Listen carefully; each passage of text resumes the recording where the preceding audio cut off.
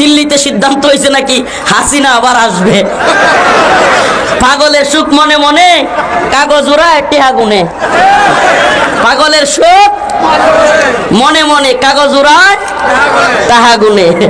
তো এই পাগলদের শোক মনে মনে দিল্লিতে নাকি কইছে আপা আইতেছে।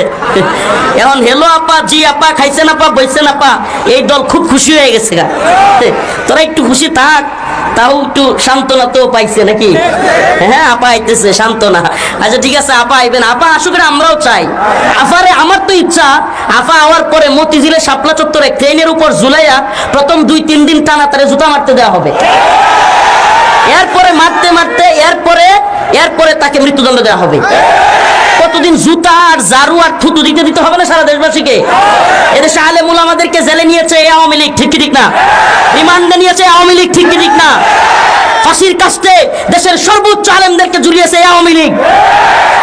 আমাদের দেশের সবচাইতে বড় আলেমদের একজন আল্লামা সাঈদী রাহিমাহুল্লাহকে হত্যা করে বের করেছে আওয়ামী লীগ।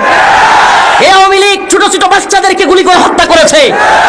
এই আওয়ামী লীগ বিশ্বজিৎকে হত্যা করেছে, আব্দুল ফাহাদকে হত্যা করেছে, এমসি কলেজে স্বামীর সামনে স্ত্রীকে ধর্ষণ করেছে।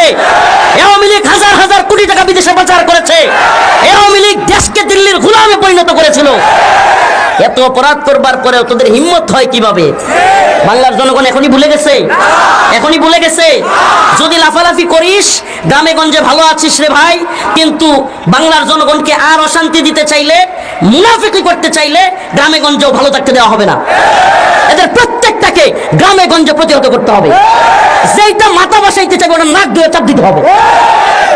বাংলাদেশে কম জুলুম হয় নাই। এত জুলুমের পরেও এরা যদি আবারও মাথা বসাইতে চায়, তাহলে সেই মাথা ভেঙ্গে আমরা ঘুরিয়ে দিব ইনশাআল্লাহ। রাজি আছেন তো ইনশাআল্লাহ?